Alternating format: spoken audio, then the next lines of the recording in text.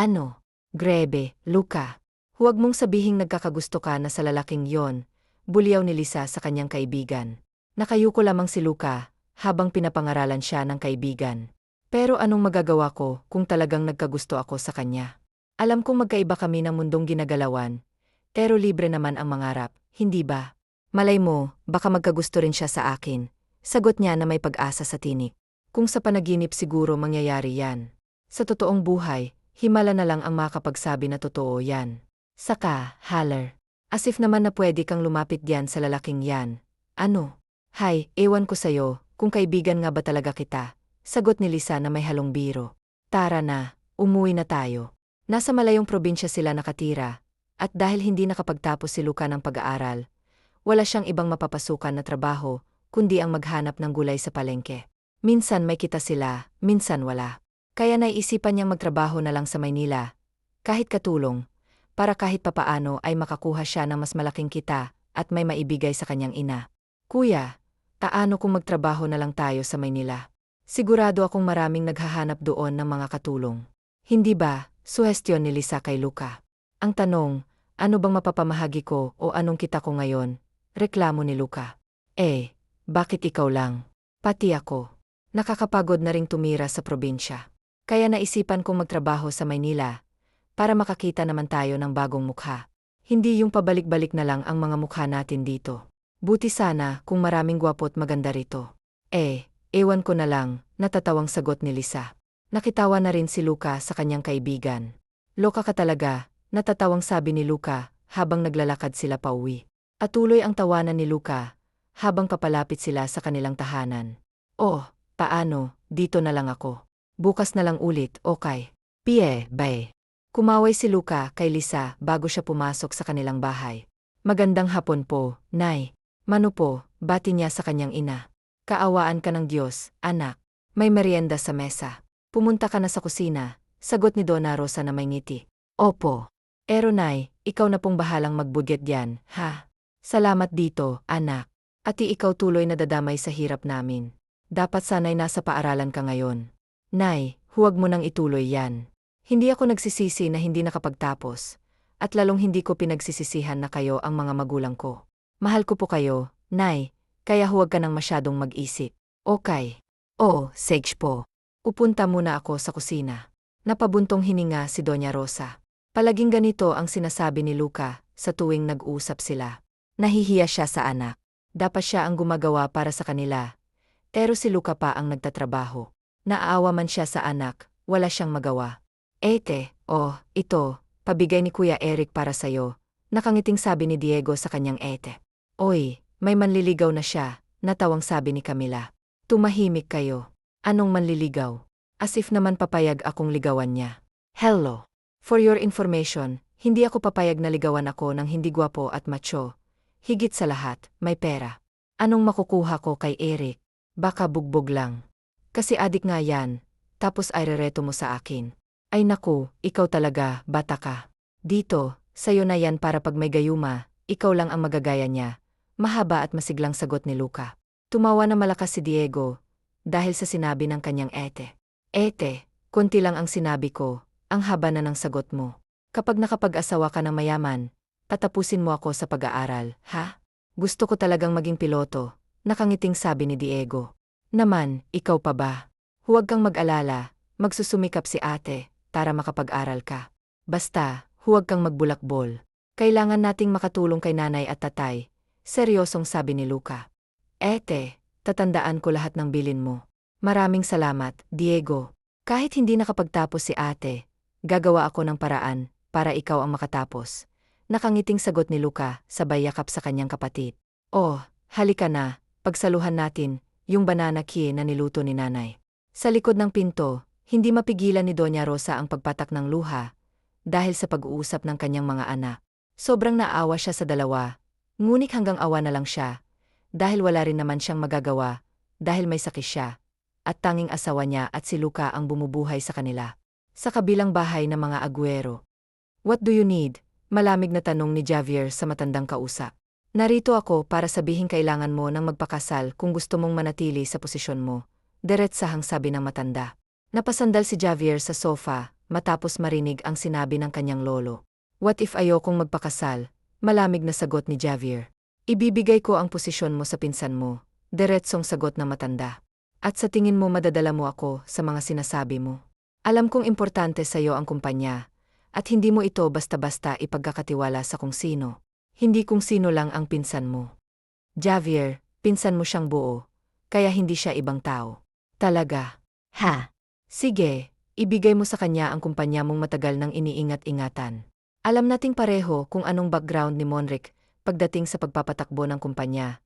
At alam kong hindi mo rin yun nagustuhan. Kaya kung gusto mo akong ipitin, maghanap ka ng ibang paraan. Tumayo si Javier, habang ang lolo naman niya ay napabuntong hininga. Hindi alam ni Don Manuel kung paano niya makokontrol ang apo. Hindi rin niya masumbatan ito sa ipinapakitang ugali, dahil siya mismo ang nagturo sa apo kung paano maging matigas. Sana darating ang araw na bago ako mawala, makita kong may babaeng kayang paibigin at paamuhin ka. Mahinang bigkas na matanda bago ito tumayo at umalis. Nakatayo si Javier, nakatanaw sa papalayong sasakyan ng kanyang lolo. Talagang hindi siya nito titigilan hanggat hindi niya nakukuha ang gusto. Maraming babae ang naghahabol kay Javier. Hindi lang siya mayaman, kundi ubod din ng gwapo, na kinahuhumalingan ng halos lahat ng babae na lumalapit sa kanya. Arogante at masungi si Javier bilang CEO, kaya't lahat ng empleyado niya ay natatakot sa kanya. Ganito siya kinatatakutan ng kanyang mga tauhan. Lumipas ang mga araw, habang abala si Javier sa kanyang trabaho. Sir, ito na po ang lahat ng pinapagawa niyo, sabi ng kanyang sekretarya, habang nilapag ang mga ulat sa harapan niya. Kumpleto ba ito? Tanong ni Javier. Po, sir. Okay, makakalabas ka na.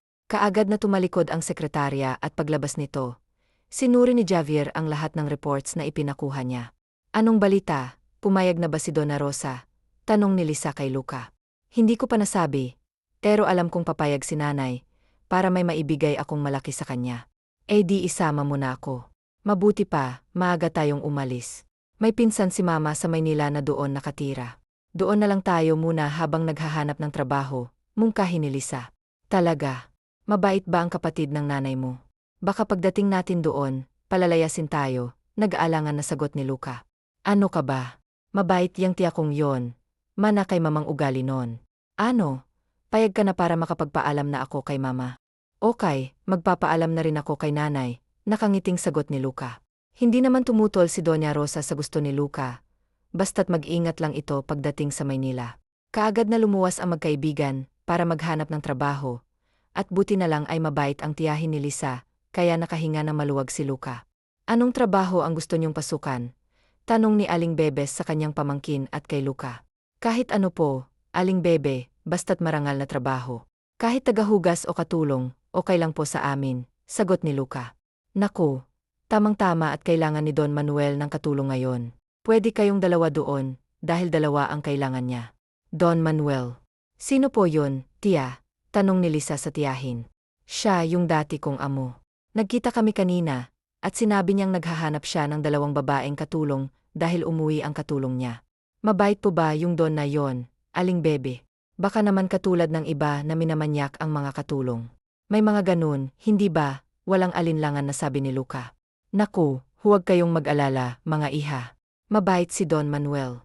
Kaya nga ako nagtagal doon. Umalis lang ako noong pinahinto na ako ng pinsan ni Lisa. Dahil nakapasok na siya sa magandang trabaho, na may malaking sahod. Ngayon, dito na lang ako sa bahay. Oh, papayag na ba kayo para madala ko kayo bukas doon? Po, Aling Baby. Ready na kami palagi. Mabuti na rin po yan at magkasama kami ni Lisa. Huwag kayong mag-alala, malaki kong magbigay ng sahod si Don Manuel. Kaya talagang jackpot na makapasok kayo bilang katulong. Tumango ang magkaibigan at nagpasalamat kay Aling Bebe, puno ng pag-asa sa bagong simula. Kinabukasan, matapos kumain, agad na nagbihis ang magkaibigan. Tapos na silang magligpit ng kanilang mga gamit, kaya't nagbihis na lang sila. Sakay ng isang taxi, binaybay nila ang daan patungo sa kanilang bagong trabaho. Tahimik si Luca, habang sunod-sunod namang tanong ni Lisa ang kanyang tiyahin. Napahinto si Lisa sa pagsasalita nang huminto ang taxi sa tapat ng isang malaking gate. Nandito na tayo. Oh, sige na, baba na kayo, sabi ng driver. Nagsibaba ang dalawa, dala ang kanilang mga gamit, habang si Aling Bebe naman ang nag-doorbell. Hinihintay nila na may magbukas. Chang, ang yaman naman pala ng amo mo dati. Ano? Ang laki ng gete, manghang sabi ni Lisa. Sobrang yaman, Lisa. May-ari sila ng isang malaking kumpanya, hindi lang dito sa Pilipinas kundi sa buong Asya, sagot ni Luka. Ah, kaya pala, sagot ni Lisa na may pag-unawa. Bumukas ang gete, at tumasok na kaagad si Aling Bebe. Sinundan naman sila ni Lisa at Luka. Halos malula si Luka sa ganda ng bahay na pinasukan nila. Mula sa mga mamahaling vase, sa mga magagarang paintings, at sa sari-saring mamahaling gamit sa loob, nakakalulang tingnan. Grabe, sobrang ganda, manghang sabi ni Lisa habang tahimik na nakatingin si Luka sa paligid. Pagdating nila sa sala, nakaupo ang isang lalaking sa tingin ni Luka ay nasa 70s na. Magandang umaga po, Don Manuel, bati ni Aling Bebe sa matanda nang nakalapit siya. Magandang umaga rin sa'yo, Bebe. Maupo kayo, sabi niya, itinuturo ang upuan sa harap niya. So, sila na ba ang sinasabi mong kapasok bilang katulong? Opo, Don. Itong isa po ay pamangkin kong si Lisa, at siya naman po ang kaibigan niyang si Luka. Magkasama po sila galing probinsya, paliwanag ni Aling Bebe. Ilang taon na kayo, mga iha? Tanong ng Don sa dalawa. 20 na po kami, Don, sagot ni Luka. Ang babata niyo pa pala. May boyfriend na ba kayo? Tanong niya ulit. Naku, Don, wala pa po kaming planong mag-boyfriend. Kailangan pa po kasi naming tumulong sa mga magulang namin para makapag-aral ang mga kapatid namin na naiwan sa probinsya. Mabilis na sagot ni Lisa. Mabuti naman kung ganun. Ihatid mo muna sila sa magiging kwarto nila, Bebe, tapos bumalik ka dito at may bibigay ako sa'yo, utos ni Don Manuel. Sige po, Don. Halina kayong dalawa at ihahatid ko kayo sa mga kwarto nyo. Kaagad na nagpaalam ang dalawa sa Don bago sumunod kay Aling Bebe. Okay lang ba kayo na magkahiwalay ng kwarto? Tanong ni Bebe. Okay lang po kami, Chang. Salamat pala, Chang. Parang mabait naman po si Don Manuel. Hindi lang basta mabait yan, sobrang bait niya. Ah, kaya magpapakabait kayo rito, ha? Opo, sabay na sagot ng dalawa, na iniwan na ni Aling Bebe at bumalik kung saan naghihintay ang Don. Sigurado ka bang mabait, yung kasama ng pamangkin mo? Bebe, seryosong tanong ng Don kay Aling Bebe. Nakasisiguro po ako, Don. Palaban niyang batang yan, at siya na lang ang inaasahan ng ina niya para makapag-aral ang kapatid niya. Wala rin kasing trabaho ang tatay niya, kundi sa construction. Kaya makakasiguro po kayong kaya niyang gawin ang ipag-utos niyo sa kanya. Mahina at seryoso ring sagot ng ginang. Maraming salamat, Bebe, na kahit wala ka na rito sa bahay, tumutulong ka pa rin sa akin. Ang kabutihan mo sa akin at sa pamilya ko, Don Manuel, ay hindi matatawaran. Kaya sa abot ng aking makakaya, tutulungan ko kayo kapag kailangan nyo ng tulong. Maraming salamat, Baby. Ibinigay ni Don Manuel ang kanyang pasasalamat kay Aling Bebe, na kaagad namang tinanggap ng ginang dahil alam niyang hindi niya pwedeng hindi yun tanggapin. Ihanda mo na ang celebration para sa kaarawan ng aking apo sa susunod na linggo, utos ng Don sa kanyang pinagkakatiwalaang tao. Ako na pong bahala, Don Manuel. Sabihin niyo na lang po kung meron pa kayong idagdag, sabi ng assistant niya. Wala na. Sige po, maiwan ko na po muna kayo. Nakatayo si Don Manuel sa may teritoryo, habang nakatingin kay Luka na naglilinis sa may swimming pool. Simple man ang pananamit ng dalaga, ngunit lumalabas ang kanyang taglay na ganda. Sa unang kita pa lamang niya kay Luka, nagustuhan na niya ito para sa kanyang apo. Sakto rin ang pangangatawan ni Luka, kaya kapag nabihisan na mamahaling damit, iyak na magmumukha itong mayaman. Si Luka ang nakitang pwede niyang gamitin para mapaibig ang apo niya, at kapag nangyari yon, ipapakasal niya agad ang dalawa. Pero bago yon, nais din niyang mapaibig ni Javier ang dalaga. Hindi siya pumipili ng babae para sa apo niya.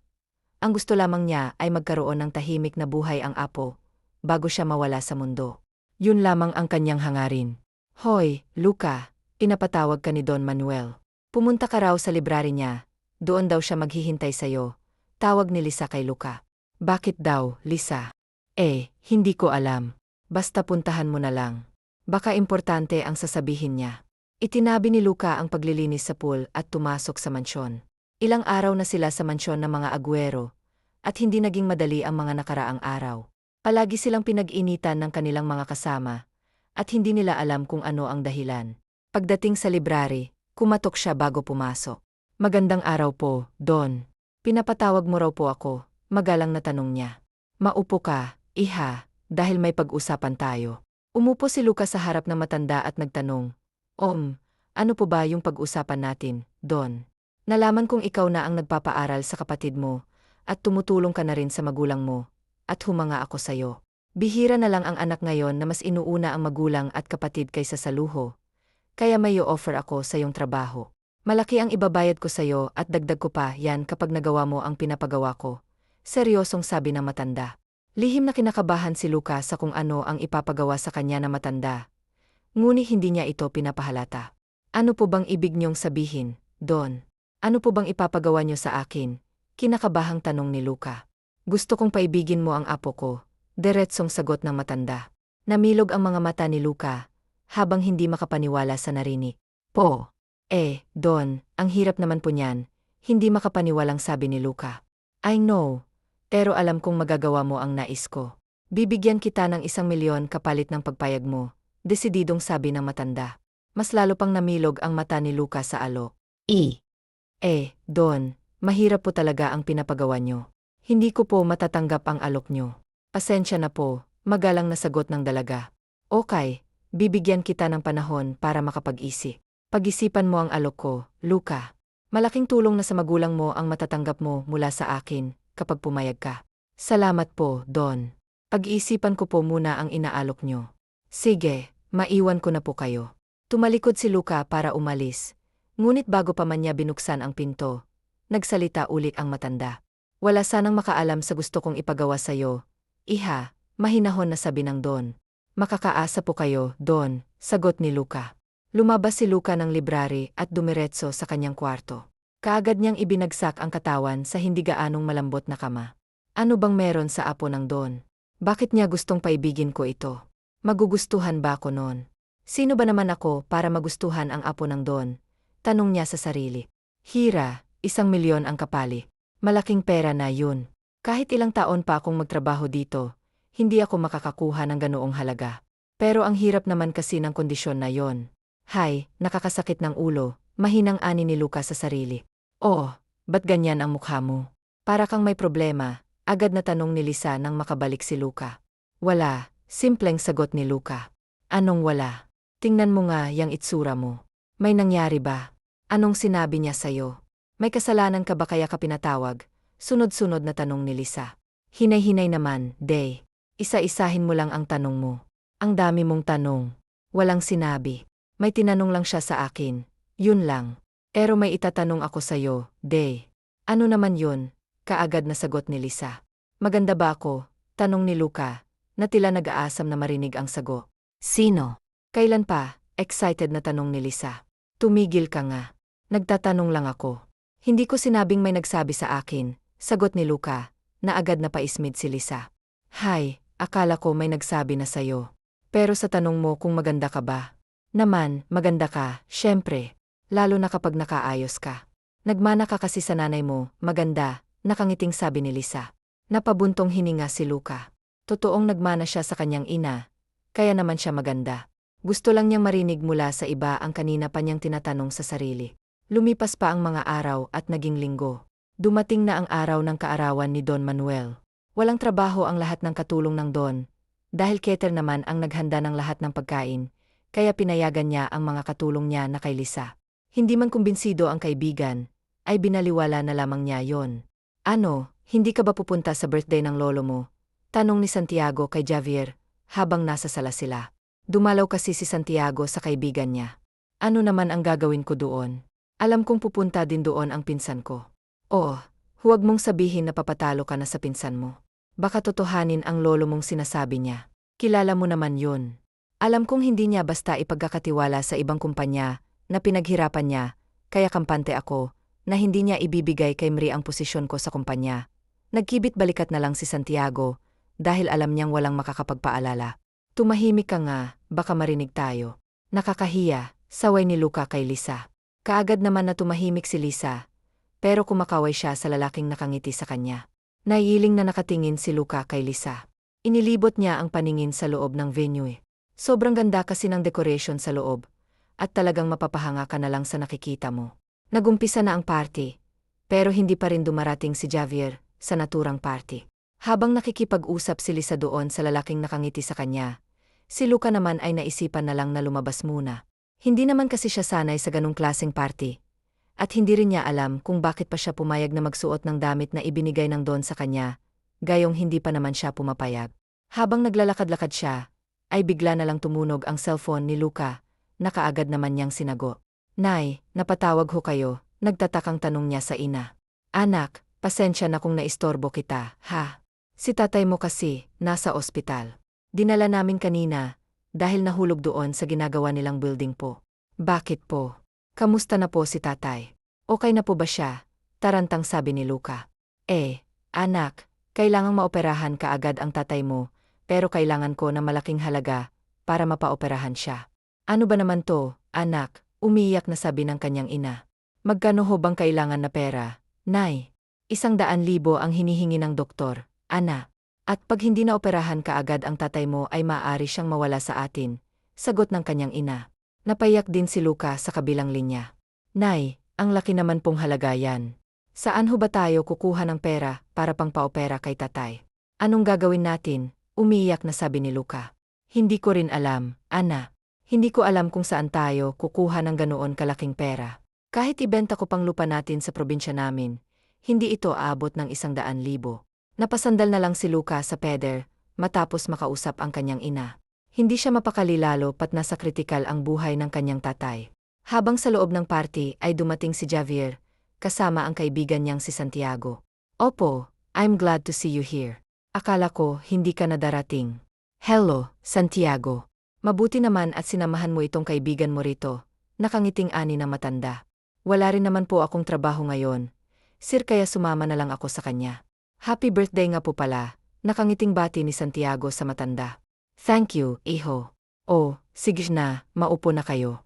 Kaagad na umupo ang magkaibigan habang ang matanda ay inililibot niya ang mata para hanapin si Luca. Pero hindi niya ito makita. Hoy, saan ka galing? Tanong kaagad ni Lisa nang makabalik sa loob si Luca. Day, kailangan ko ng malaking halaga. Nasa ospital si tatay, kailangan siyang maoperahan kaagad. Umiiyak na sabi ni Luca sa kaibigan niya. Ano? Bakit? Anong nangyari? Kinakabahan ding tanong ni Lisa. Nahulog daw sa construction na pinagtatrabahuhan niya. Oh my goodness. Ano, kamusta na siya? Malala ba kalagayan niya? Day, kailangan ko ng malaking halaga para sa operasyon niya. Saan ka naman kukuha ng malaking halaga? Wala pa nga tayong 1 buwan dito sa trabaho natin. Lalo pang napaiyak si Luca sa narinig mula sa kaibigan. Pero nang maalala ang alok ng Don, ay biglang napaisip si Luca. Sandali lang, Day. Babalikan kita. May kakausapin lang ako. Mabilis na umalis si Luca sa party. Pero sa pagmamadali niya, ay nasagi niya ang isang tao, na hindi niya napansin sa pagmamadali niya, kaya nabitawan nito ang hawak niyang baso. Sir, sorry po. Hindi ko po sinasadya. Asensya na po kayo at nagmamadali lang po kasi ako. Asensya na po ulit. Paulit-ulit na humingi ng pasensya si Luca sa lalaki. Nang hindi nagsalita ang lalaki ay lihim na kinabahan si Luca. Nagangat siya ng tingin para makita ang lalaki. Pero parang mali yata ang ginawa niyang yon, dahil nakatingin din pala sa kanya ang lalaking nasagi niya. Mula sa kinaroroonan ng Don ay kita niya ang pagkakabangga ni Luca sa apo niya. Alam niyang hindi yun sinasadya ng dalaga, at ang nagustuhan niya ay ang reaksyon ng apo niya nang masilayan ang mukha ng dalaga. Nakatitig lang kasi si Javier kay Luca habang nagsasalita ito. Sir, pasensya na po talaga hindi. Miss, okay lang. Sige na, umalis ka na. Alam naman namin na hindi mo yun sinasadya. Nakahinga na maluwag si Luca nang magsalita ang kasama ng lalaking nabangga niya. Salamat po, sir. Umalis na si Luca sa harap nila Santiago at Javier. Pero ang mata ni Javier ay nakasunod sa papalayong dalaga. Who is she? Saka palang nakapagsalita si Javier. Bakit hindi mo siya tinanong kanina? Ngayon ka pa magtatanong, wala na yung tao, nakangiting sabi ni Santiago. Idiot, mahina nitong sabi na nagpatawa lang kay Santiago. Bra. Parang interesado ka yata sa babaeng yun. Maganda siya, ba? Aminin mo, nagagandahan ka rin sa kanya. Tukso ni Santiago sa kaibigan niya. May sinabi ba ako na maganda siya? Nagtanong lang ako. Ang tanga kasi, hindi tumitingin sa dinadaanan niya. Bumalik na sa inuupuan nila sila Santiago at Javier, habang ang matandang nakamasid sa kanila ay napangiti na rin. Matapos makapagbihis ay bumalik si Luca sa kinaroroonan ng party at tumulong doon sa mga kasama niyang nagsibihis na rin. Balak din kasi niyang kausapin ang Don para tanggapin ang alok nito. Wala siyang unang hinanap kung hindi ang Don. Buti na lang at umalis na ang kausap nito. "Excuse me po, Don. Pwede po ba kitang makausap saglit?" Magalang na tanong ni Luca sa Don. "Naman, iha. Ano ba yon?" Dinala ng Don si Luca sa mesa niya at doon ito kinausap. "Tinatanggap ko na pong alok niyong trabaho sa akin." Mahinang ani ni Luca at nahihiya pa siya sa amo niya. "Oh, really? Ano naman ang dahilan at biglang nagbago ang isip mo?" Tanong din ng Don. "Nasa ospital po kasi ang tatay at kailangan niyang maoperahan kaagad. Pero wala kaming pera na pampaopera sa kanya." "Okay, sabihin mo lang sa akin kung saang ospital ang tatay mo at ako nang bahala sa kanya." Nakangiting ani ng Don. Hindi naman nagdalawang isip si Luca na sabihin kay Don Manuel kung nasaan ngayon ang ama niya. "Sa tingin ko kakilala ng lolo mo, yung babaeng nakabangga sa'yo kanina. Kasi tingnan mo," nakangiti pang Don habang kausap niya yung babae. "Sayang at hindi natin nakuhang namin niya, si Javier." Nakatingin lang din sa lolo niya, ay nagtataka kung bakit panay ang ngiti nito sa babae. Alam niyang walang ibig sabihin ang ngiti na yon, pero bakit parang naiinis siya? What the heck? Mura ni Javier sa isip niya. Aminado siyang magandang babae, at unang pagkakataon na pumuri siya ng babae.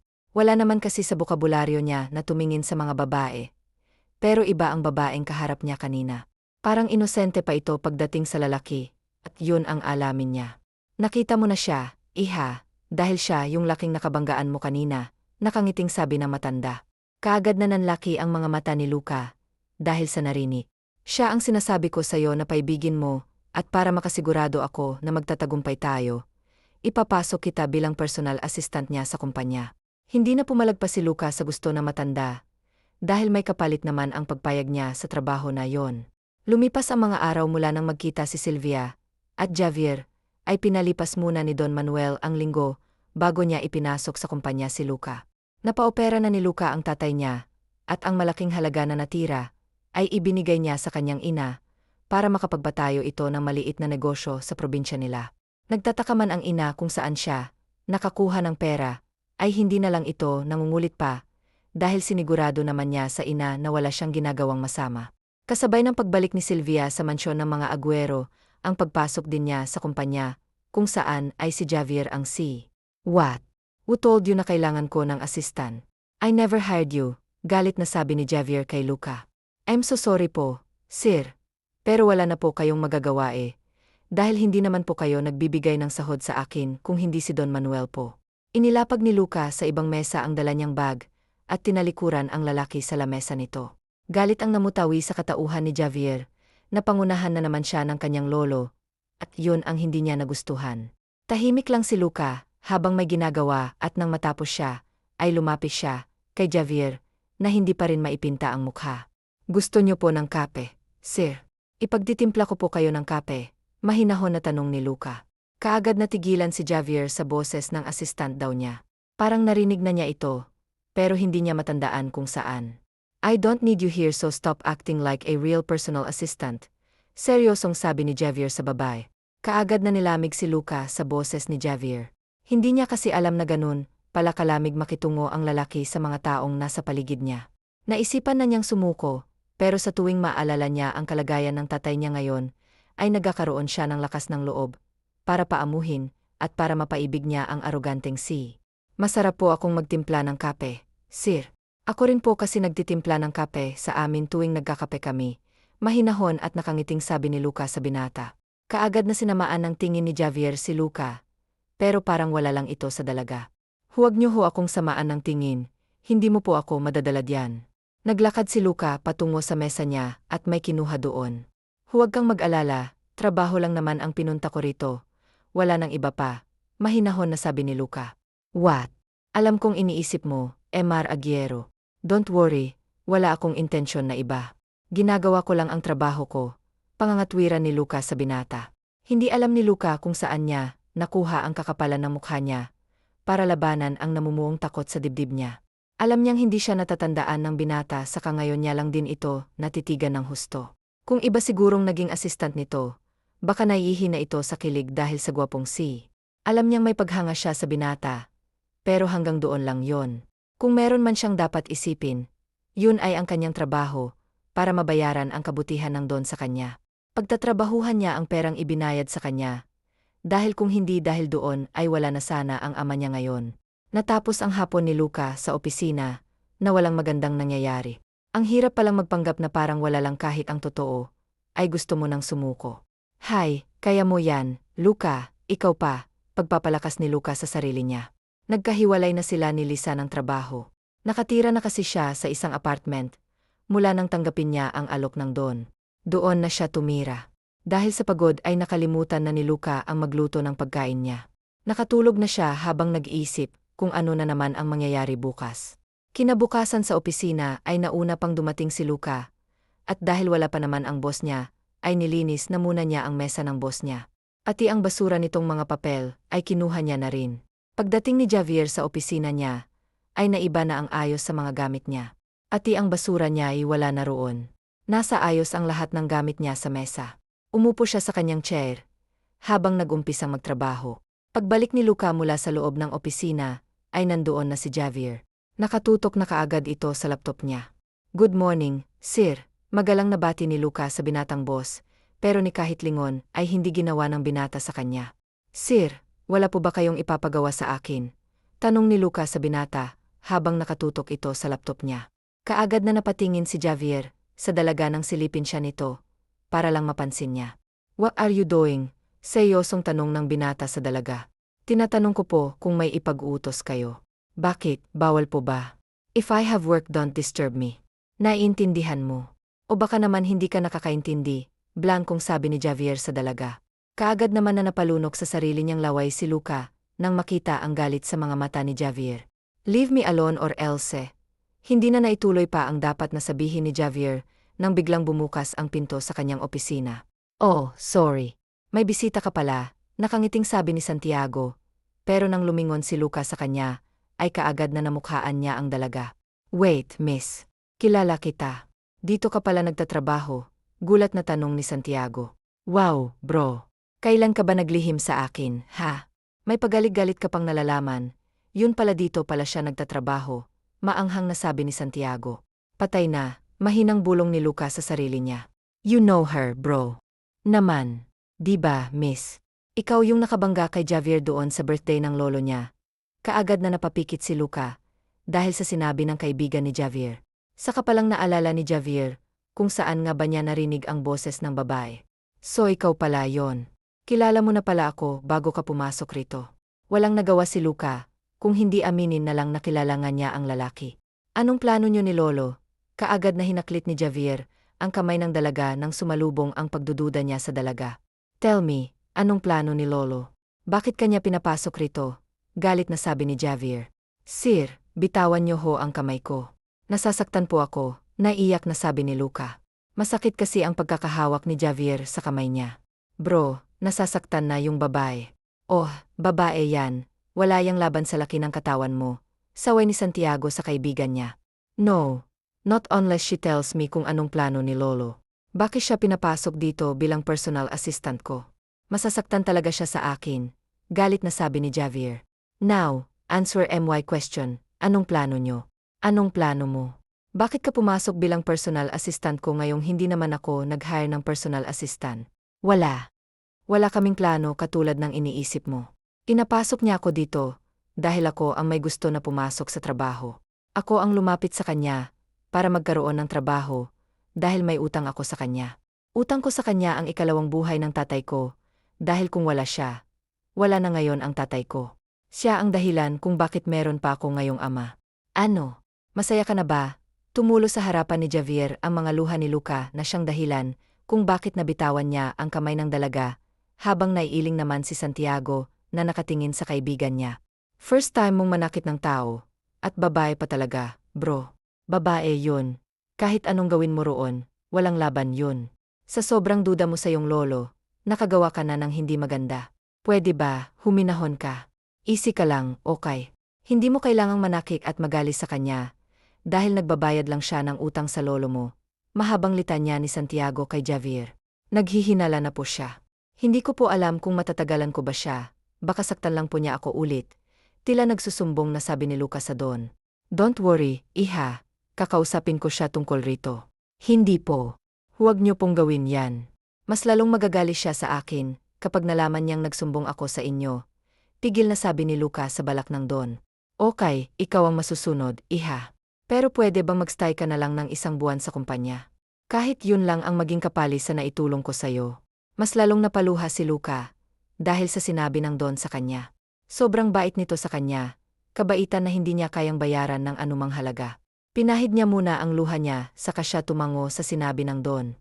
Para po sa kabaitan niyo sa akin, sige po, papayag po ako, nakangiti niyang sabi sa matanda.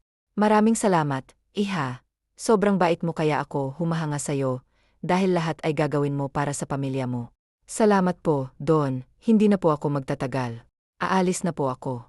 Sige, iha, mag-iingat ka. Tumango lang si Luca at lumabas na sa opisina ng Don. Pumasok uli sa opisina kinabukasan si Luca para gampanan ang trabaho niya. Tulad ng dati ay wala pa si Javier. 9 oras na nang dumating si Javier sa opisina niya. Nag-alangan pa siya kung ibibigay pa niya ang hawak niyang bulaklak kay Luca.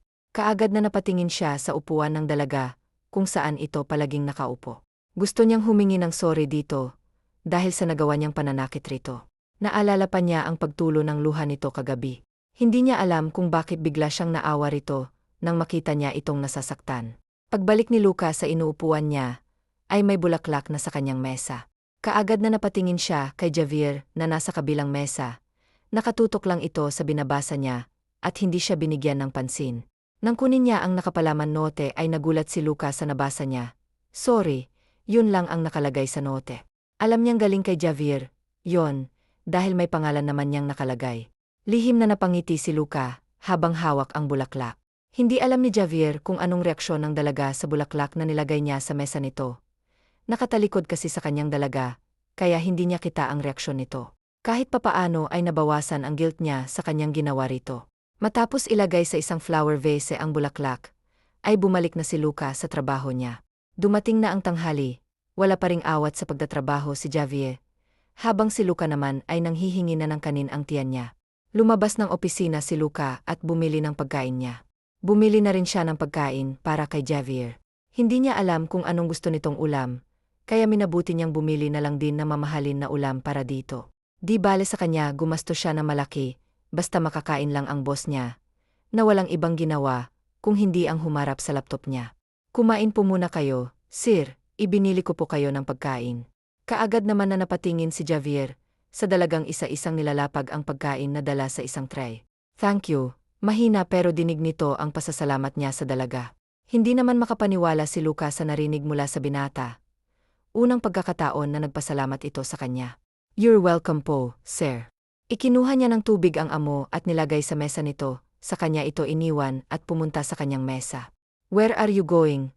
Kaagad na napatigil sa paghakbang si Luca nang marinig ang sinabi ng amo. Kakain lang po ako down sa mesa ko. Sir, may ipag-uutos po ba kayo? Magalang niyang tanong rito. Kaagad na nag-iwas ng tingin si Javier, sa dalaga nang harapin siya nito. Sumabay ka na sa akin, alam kong gutom ka na rin, simpleng sabi nito. Ay naku, hindi po, sir. Doon na lang po ako sa mesa. No, you join me to eat here, or I'll fire you. Mamili ka na lang sa dalawa, seryosong sabi ng binata. Walang nagawa ang dalaga, kung hindi ang samahan si Javier sa pagkain. Nailang man siya sa binata ay wala siyang magawa, kung hindi ang pagbigyan nito sa gusto niya. Baka totohanin pa nito ang sinabi sa kanya. Nakapag-promise pa naman siya sa Don na aabot pa siya roon ng 1 buwan. Tahimik lang na kumain ang dalawa ng basagin ni Javier, ang katahimikan nila. I'm sorry about what happened yesterday. Hinging tawad niya sa dalaga. Hindi makapaniwalang nakatingin si Luca sa binata nang humingi ito ng sorry sa kanya. It's okay lang po, sir. Wala na po yon. Simple pa siyang ngumiti sa binata bago tumuloy sa pagkain. Tahimik na pinakiramdaman ni Javier ang dalaga sa kapalang din niya, natitigan ang magandang mukha ng assistant niya. At tulad nga ng sabi ni Santiago, ay maganda ito pags malapitan. Nang mapansin na pasulyap-sulyap si Javier, kay Sylvia, ay mabilis na tinapos ng dalaga ang pagkain niya, para makaalis na sa harap ng amo niya. Sa nagdaan pang mga araw, ay unti-unti nang nagkakamabutihan. Unti-unti ka nang nahuhulog sa kanya. Nakangiting tukso ni Santiago sa kaibigan niya nang makita ang porma nito. Nakasuot lang kasi ng simpleng shirt at maong pants si Javier, at nakasombrero pa ito ng Nike, kaya lalong napailing si Santiago. What the heck man? Ati ako mababakla sa'yo. Grabe. Hindi makapaniwalang sabi ni Santiago. Such an idiot, mahinang sabi ni Javier, pero dinig ni Santiago at tinawanan lang siya nito. Matapos mag-ayos ay umalis na rin si Javier. I need to go, dadaanan ko pa siya sa apartment niya. Good luck, sana sagutin ka kaagad. Natatawang biling kaibigan ni Javier sa kanya. Naiiling na pumasok sa kanyang kotse si Javier, at pinuntahan na ang dalaga. Nakailang ayos na si Luca sa mahaba niyang buhok, at hindi mapakaling nakatingin sa salamin, habang tinitingnan ang sarili niya. Day, baka mabasag na yung salamin sa kakaikot mo diyan. Alam mo, para kang timang diyan, maayos na yung buhok mo, hindi mo pa rin nagugustuhan. Oh my Day, ang ganda-ganda mo na nga. Hindi mo na nga kailangan pang magpaganda ng bongga. Baka nakalimutan mong binabayaran ka lang ni Don Manuel para paibigin ang apo niya. At pag napaibig mo ng apo niya, ano na, iwan mo na siya. Alam mo, hindi ko magets kung ano ba talagang purpose ng Don kung bakit niya to pinapagawa sa'yo. Naguguluhan si Lisa sa kung ano ba ang pinasok ng kaibigan niya. Pero hindi niya ito masisi, dahil kahit siya rin naman siguro ang nasa kalagayan ng kaibigan, ay gagawin din niyang lahat para sa pamilya niya lalo na't sa tatay niyang nag-aagaw buhay na. Napatigil si Sylvia sa ginagawa dahil sa sinabi ng kaibigan niya. Bigla siyang nalungkot nang maisip na matapos siyang magtagumpay, ay saka pa lang niya iiwan ng binata. Hindi ko rin alam, Deye. Ang alam ko lang ay paiibigin siya. Yun lang ang alam ko at yun lang ang trabaho ko, malungkot na sabi ni Luca, dahil aminin man niya o hindi, alam niya sa sarili niyang mahal na niya ang lalaki. At una siyang masasaktan pag kailangan na niyang iwan ang lalaki. Pero ano bang magagawa niya kung ang trabaho lang niya ay ang paibigin nito at hindi kasali doon ang kailangan din niyang mahalin ang lalaki.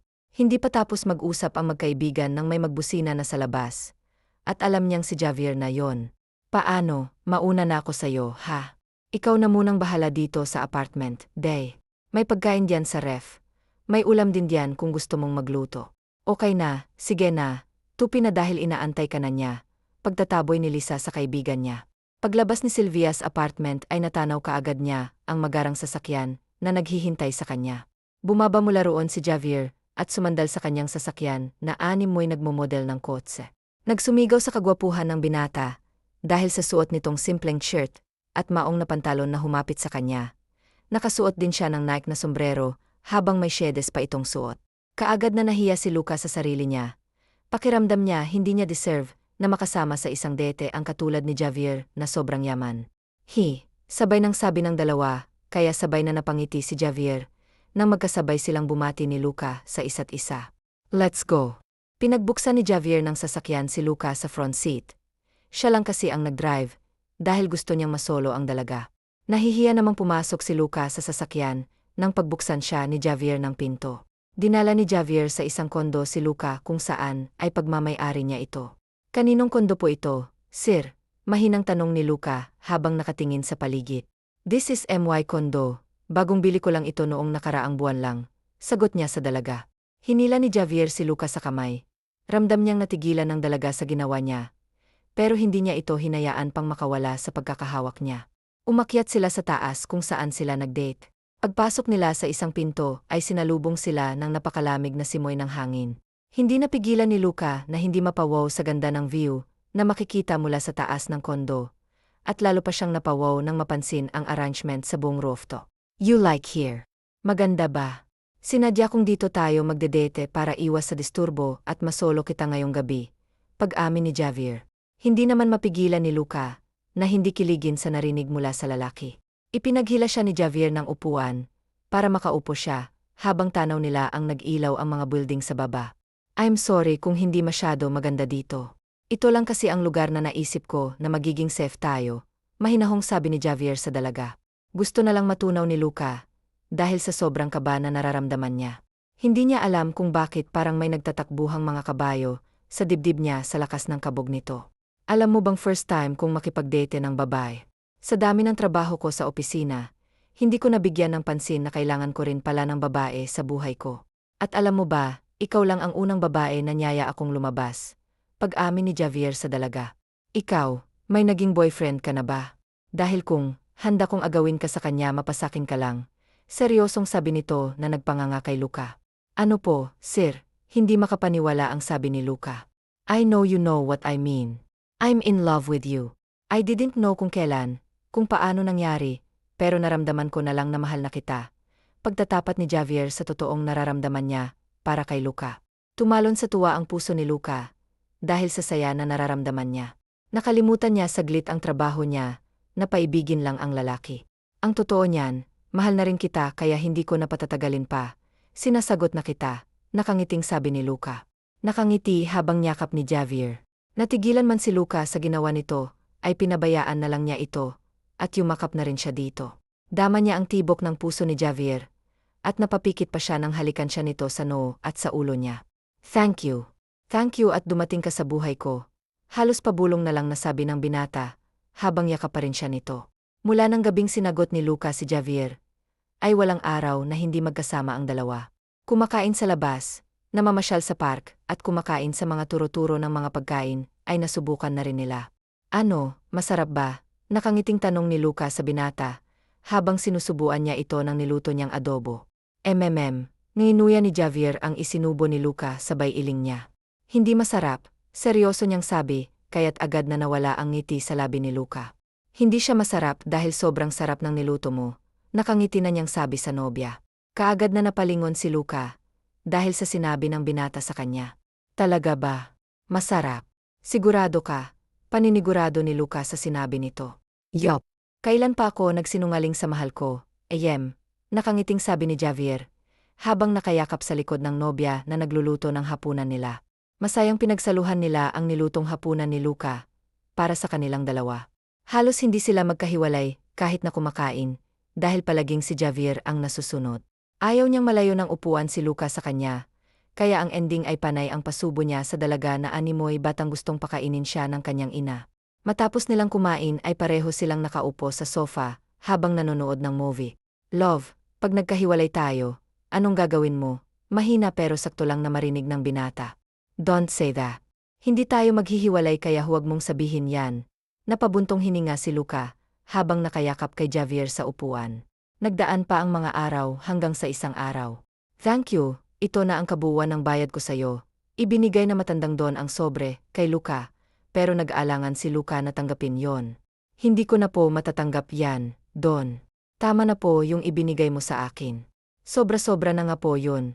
Tanggi ng dalaga kay Don Manuel. No, iha, tanggapin mo na ito.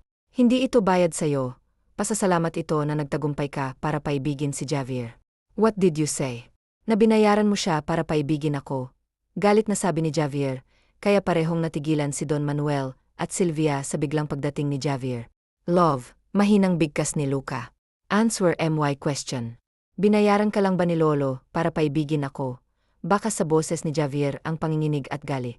Binayaran niya lang ako para paibigin ka, pero hindi ko yung ginawa dahil binayaran lang ako ng lolo mo. Ginawa ko yun dahil mahal kitang totoo. Mahal kita, Javier, umiyak na sabi ni Luka. No, you didn't love me. Era lang ang minahal mo at hindi ako. Gold digger ka, galit na sabi ni Javier sa dalaga. Mabilis na lumapat sa mukha ni Javier ang kamay ni Luka, at kaagad na naman humawak doon sa lakas ng sampal ng dalaga. Masama kaagad ang tingin na ipinukol ni Javier kay Luka, pero bale wala lang ito sa dalaga. Wala kang karapatan na tawagin akong gold digger, dahil kahit kailan hindi ako magiging gold digger. Kung may nakuha man akong pera sa lolo mo, inaghirapan ko yun. Kahit mahirap lang kami, hindi kami tinuruan ng magulang namin para manloko ng kapwa namin. At ano sa tingin mong ginawa mo, ha? Hindi ka ba nanloko? Ano bang tawag mo sa ginawa mo, ha? Hindi kita niloko. Kahit kailan hindi kita niloko, dahil totoong mahal kita. Mula pa noon hanggang ngayon, mahal na mahal kita kaya ako pumayag sa alok ng lolo mo. Hindi lang dahil kay tatay kung hindi dahil din sa'yo. Umiyak na sabi ni Luka. Dahil noon pa kita mahal. Sa tuwing nakikita kita sa tea, ay masaya na ako. Pero ni minsan, hindi ko hinangad na mapalapit sa'yo, dahil kontento na ako sa tea lang kitang makikita. Nagkataon lang na dito ako na masukan sa mansyon ng lolo mo, para maging isang katulong, para may maipadala ako sa magulang ko. I'm sorry kung nasaktan man kita, pero totoong mahal kita. Walang halong kagpapanggap ang nararamdaman ko sa'yo. Pero siguro nga hanggang dito na lang tayo. Hindi talaga akong babaeng para sa'yo, dahil ulap ka at lupa lang ako. Malayo agwat nating dalawa sa katayuan sa buhay. Kung nasasaktan ka man, mas nasasaktan ako, dahil una palang mahal na kita. Pinahid ni Luca ang luha niya sa kabinitbit ang dala niyang bag. What now? Masaya ka na sa pinagagawa mo, galit na sabi ni Javier. Umalis sa mansyon ng mga Aguero si Javier, at doon ito dumiretso sa kondo, kung nasaan nandoon ang masasayang alaala nila ni Sylvia. Bro, ano ba yung pinagagawa mo? Balak mo ba talagang siraan ang sarili mo? Hindi lang siya babae sa mundo. Marami pang iba diyan. I love her so much. Mahal mo pero sinaktan mo. Akalain mo ba namang sabihan mo siya ng gold digger? Kahit ang lolo mo naman palang nag-utos. Kung talagang mahal mo siya, bakit hindi mo siya sundan sa kanila, kaya naman nagmumukmok ka diyan? Ba't di mo siya habulin? Mahal ka rin naman niya, hindi ba? I don't know kung totoo bang sinasabi niyang mahal niya ako. Subukan mo nga kasi. Di ba kung mahal mo, maraming paraan. Kung ayaw mo naman, marami ring dahilan. Kaya kung mahal mo siya, gagawin mong lahat makita mo lang siya. Payo ni Santiago sa kaibigan niya. Halos buwan na ang nakalipas mula nang umalis si Luca, ay palagi na lang lasing si Javier. Habang ang lolo naman niya ay nagawa na rin ito ang dapat pa niyang gawin. Sa probinsya nila Sylvia ay nakangiti siya, habang hawak ang wheelchair ng kanyang ama. Maraming salamat, Ana. Kung hindi dahil sayo, wala na ako ngayon dito. Tay, mahal kita kaya huwag mo nang isipin pa yon. Malambing na sabi ni Luca sa ama. Oo, ang merienda ninyong dalawa, sabi ng ina ni Luca. Itinulak niya ang wheelchair, papunta sa may maliit na mesa sa kanilang bakuran, at kinuha ang nakahanda na merienda nila. Nasa kalagitnaan pa siya sa pagkain, nang may humintong sasakyan sa tapat nila. Kaninong sasakyan kaya iyan? Ang yaman siguro ng may-ari niyan, mahina ang ani ng kanyang ina. Hindi na niya pinansin pa ang naturang sasakyan, pero nang lumabas doon ang may-ari ng kotse, ay kaagad na nanlaki ang mata ni Luca, at lalo pang nanlaki ang mata niya nang makita niyang lumabas din sa sasakyan si Don Manuel at Lisa. Day, kaagad na tawag ni Lisa sa kaibigan niya. Lisa, anong ginagawa nila rito? Mahinang tanong ni Sylvia sa kaibigan nang makalapit ito sa kanila. Kasi, Day, ang Don kasing may gustong samahan ko sila rito, kaya ito kami ngayon. Mahinang sabi ni Lisa sa kaibigan. Nakatitig lang si Javier, sa dalaga, habang kausap ang kaibigan nito. Kumayat ng konti si Luca, at wala na itong gamit na makiyup, at lalong lumabas ang natural na ganda nito. Kinausap ng Don ang magulang ni Luca na masinsinan, kung ano ba talagang sadya nila doon sa kanila. Hindi ho namin alam kung may boyfriend ang anak namin, dahil wala naman ho siyang nasasabi sa amin. Tanging siya lamang ang makakapagdesisyon, kung gusto na ba niyang magpakasal. Kung papayag siya, wala naman kaming magagawa kung hindi ang suportahan siya, sabi ng ama ni Luca. Kung ganun ay wala na tayong problema sa inyo. Basta ho ay maipapangako lang po ng apo ninyo, na hindi niya sasaktan ang anak namin, ay wala po kaming tutol kung yan po ang ikaliligaya niya, sabi rin ng ina ni Luca. Mabilis na nagkasundo ang magulang ni Luca at ang lolo ni Javier, habang sila'y di pa rin nagkakaayos. Walang kasing sakit ang sinabi mo sa akin. Sa tingin mo ba kaya pa kitang patawarin sa pang-insulto mo sa pagkatao ko? Galit na sabi ni Sylvia. Makikinig ka ba sa sasabihin ko o hahalikan kita? Mamili ka, banta ni Javier sa dalaga. Aba, may ganyan ka pa ngayong bantaan, ha? Samantalang ikaw naman ang may kasalanan sa ating dalawa. Hindi na naituloy pa ni Luca ang sasabihin niya nang hapitin siya sa biwang ni Javier at agad na siniil ng halik. Hindi nakagalaw si Sylvia sa ginawa ng binata, habang ang mga magulang nila ay napatawa na lang sa dalawa na nag-aaway.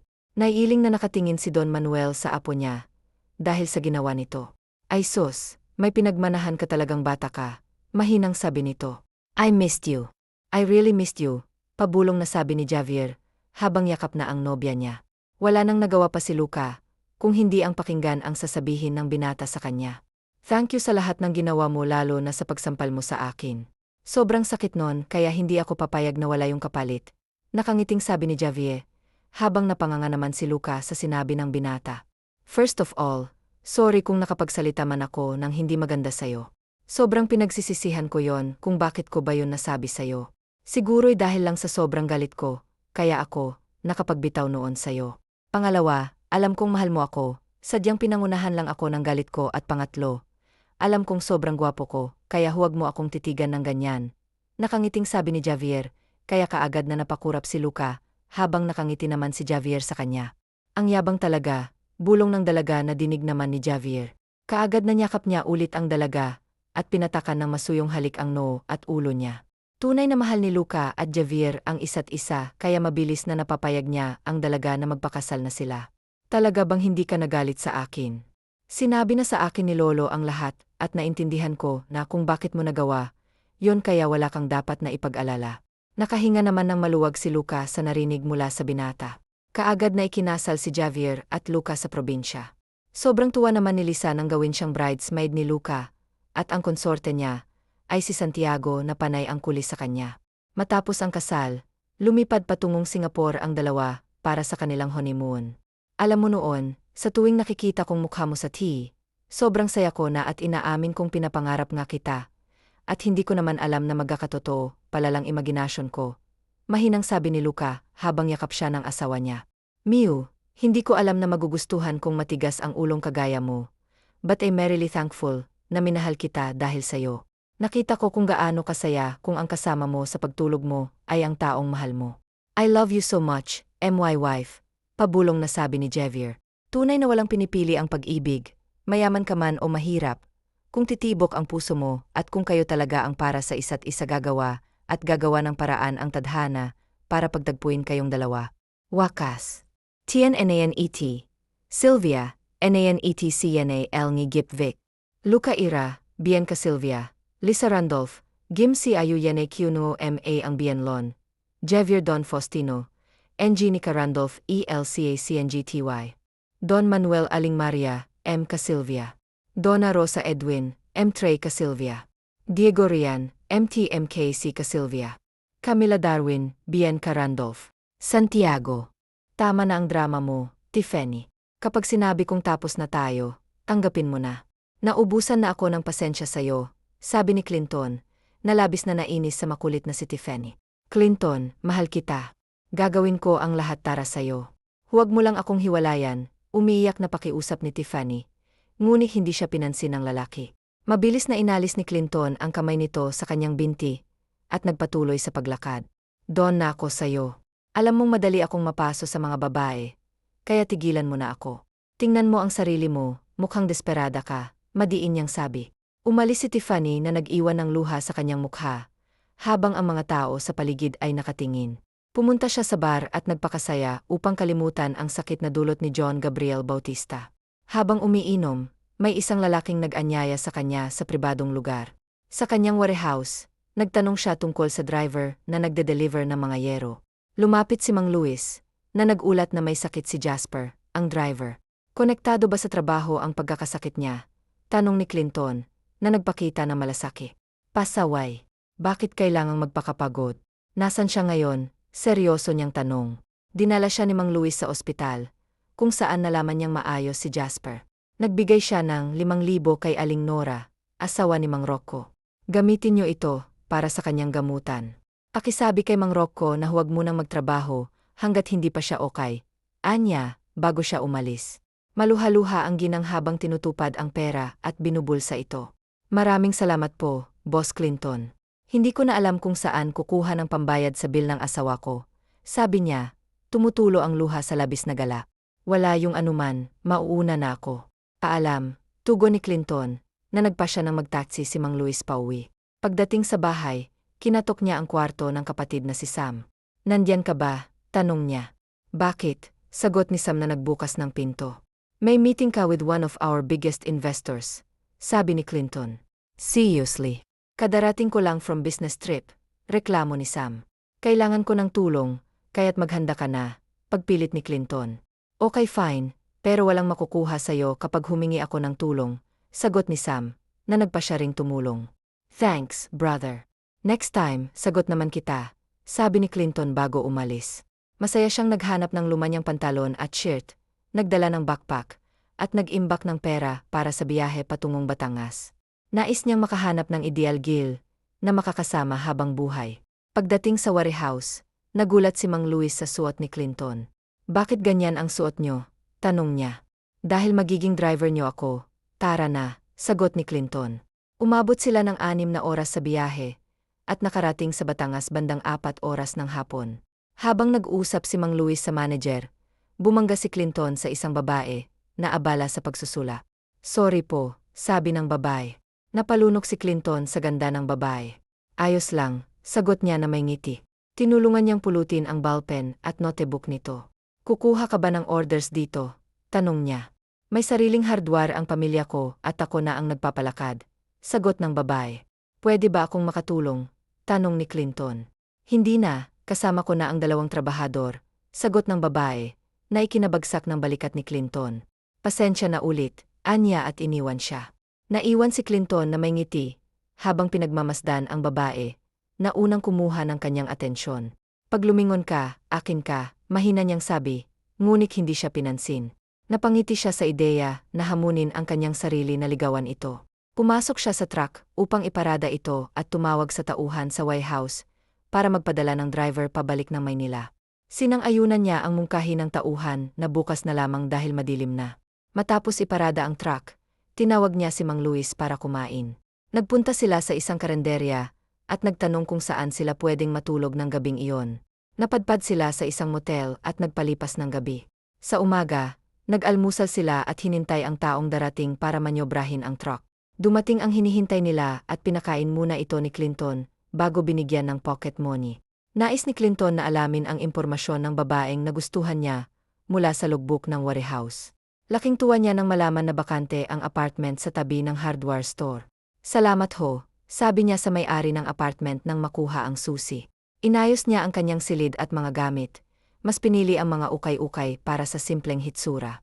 Pagbalik sa apartment, naligo siya sa malamig na tubig at nag-isip tungkol sa kanyang plano na lapitan ang dalagang natitipuhan. Sa kabilang dako, si Catherine ay nagpapahanap ng driver dahil umalis na si Mang Canor. Nakipag-usas siya kay Mark, ang natitirang driver, at nagdesisyon silang maglagay ng kartolina sa labas. Maya-maya, may lumapit na pamilyar na mukha kay Catherine. Nagkita na ba tayo? Tanong niya. Sa Steel Tech, doon tayo nagkabunggo, sagot ni Clinton. Tinanong siya ni Catherine kung bakit siya nag-apply. Maalaga lang ako sa katawan, sagot niya, sabay na nagdahilan na naghahanap siya ng trabaho upang makapag-ipon para sa maliit na negosyo. Ngumiti si Catherine, natutuwa na may kapalit na ang umalis na driver. O Sage, hired ka na. Ako nga pala si Victoria Zamora, pero mas gusto kong tawagin akong Kath, sabi ni Catherine habang inilahad ang kamay. Tinanggap ito ni Clinton. John Gabriel Bautista, pakilala niya na may ngiti. Halika na at ituturo ko sa iyo ang trabaho mo, ani Catherine habang iginya si Clinton sa likod ng tindahan kung saan naroon ang isang truck. Ito ang truck na gagamitin mo para sa mga customer na bumibili ng graba at hollow blocks. Madali lang ang trabaho mo, magmamaneho ka lang at may mga pahinante na magbababa ng karga. Dagdag niya na may biro. Sanay ako sa mabibigat na trabaho, Kath, sagot ni Clinton. Naku, binibiro lang kita. Ganito rin ako sa mga empleyado ko, paliwanag niya. Wala pang customers, sumama ka na muna sa tindahan at kapag may mabibigat na bubuhatin, ipapagawa ko sayo. Pumasok sila sa tindahan at napansin ni Catherine ang pamimilog ng mga mata ni Kira, ang nag-isa niyang tindera, nang makita ang bagong driver. Hoy, pasukan ng langaw ang bibig mo, biro ni Catherine sa kanya. Mamkat naman, nahihiyang sagot ni Kira, na nahihiya dahil sa pagkapahiya. Okay lang na magpantasya ka kay Clinton, mukhang single pa naman, biro ni Catherine. May nobyo na ako eh. Napahanga lang ako dahil ang pogi ng driver natin, depensa ni Kira. Natawa si Catherine, binibiro lang naman niya ang dalaga. Malay mo magbago pa ang isip mo kay Fred, dagdag niya. Naging busi ang 3 tao sa loob ng tindahan dahil sa dagsa ng mga customer. Nakakadalawang balik na yung si ate girl dito. Tingin ko type ka niya, Clinton, sabi ni Catherine nang umalis ang isang customer. Nga, karamihan sa mga namimili ngayon ay babae, sang-ayon ni Kira. Tag-iisang piraso lang ang binibili, halatang dahilan lang nila. Yun para makita ang gwapo nating kasama, dagdag pa ni Catherine. Clinton, doon ka na sa likod dahil andyan na naman ang mga babae, utos ni Catherine. Gustong matawa ni Clinton sa pagsusungit ni Catherine sa mga customer. She's kind of cute, anya, bago siya tumungo sa truck upang subukan ito. Nag-test drive siya ng ilang minuto, bago siya tawagin ni Catherine. Mag-deliver ka ngayon, Pogi, sabi ni Catherine kay Clinton, na nagpangiti nang makalapis siya. So, nagagwapuhan ka rin pala sa akin, tanong ni Clinton ng pilyo. Pogi ka kaya, sagot ni Catherine. Oh, kaya. Sige na, mag-deliver ka na, tugon nito. Napansin ni Clinton ang kanyang malamyos na ikinasaya. Hala siya. Bakit ka nagmudance diyan? Tanong ni Catherine. Sabi mo kasi pogi. Kaya sinayawan kita, sagot ni Clinton na may biro. Trending yon sa SOCMD. Sira ulo. Ang sabi ko gwapo ka, tapos magtrabaho ka na, napapanganganglitan niya nito. Ganun ba? Sorry, sagot ni Clinton na nakangiti. Buong biyahe, nakangiti si Clinton. Kinilig pa ang babae sa pinagbagsakan nila ng graba at semento dahil sa kanyang ngiti. Iba yung ngiti natin, boss Hulaan kong dahil yan kay Ma'am Catherine, bulalas ni Kyle, ang pahinante ni Clinton. Naku, boss, mabibigo ka kay Ma'am Catherine dahil may nobyo na yun, sagot ni Kyle, na nagdulog kay Clinton na muntik nang masubsob sa truck. Matagal na ba sila? Seryosong tanong ni Clinton. Matagal-tagal na rin. Kasal na nga lang ang hinihintay ni Ma'am Cat, sagot ni Kyle. Nadinig ko kasi sila Kira, at Ma'am na nag-uusap na ibibigay lang daw ni Ma'am ang bataan niya kapag kinasal na sila. Hindi ko alam na marits ka pala, sagot ni Clinton habang nagmaniho. Wala siyang plano na sumuko lalo na, at hindi pa nakatali ang babaeng gusto niya. Natapos ang araw na nag-iisip si Clinton kung paano mapapaalis ang pesteng nobyo ni Catherine. Pagkatapos magluto, may kumatok sa kanyang pintuan. Bati niya kay Catherine na may dalang Tupperware. Sumobra kasi yung niluto ko, kaya naisipan kong dalhan ka, sabi ni Catherine. Salamat dito. Saktong-sakto lang dahil kaluluto ko lang ng kanin. Pasok ka, paanyaya ni Clinton. Ngunit tumanggi si Catherine dahil may pupuntahan pa siya. Ganun ba? O sige, salamat, sagot ni Catherine bago nagpaalam. Inihatid ni Clinton ang tingin kay Catherine hanggang sa mawala ito sa kanyang paningin. Isinarado niya ang pinto at nagtungo sa hapag. Sa unang tikim ng ulam, napapikit siya dahil sa sarap. Housewife material nga siyang talaga, nakangiti niyang sambit, at hindi niya namalayang naubos na pala ang dinala sa kanya ng babae. Samantala, excited na bumaba si Catherine ng tricycle sa harapan ng bahay ng kanyang nobyo. Bit-bit ang niluto niyang ulam. Kumatok siya ng 3 beses sa pinto at pinagbuksan siya nito. Bebe, nagulat ang lalaki nang makita siya. Oo, bakit parang gulat na gulat ka na makita ako? Bawal na ba akong pumunta rito? Tanong ni Catherine na may tono ng tampo. Hindi naman. Nabigla lang ako. Halika, tuloy ka na, sagot ni Andrew, na tila napipilitan. Napansin ito ni Catherine ngunit hindi siya nagtanong pa. Nagdungo si Catherine sa hapag upang ihanda ang pagkaing dala. Ngunit nagtataka siya nang makitang may 2 pares ng plato sa lamesa. May kasama ka ba rito, bebe? Umuwi na ba si Tita Marina? Tanong niya. Wala akong kasama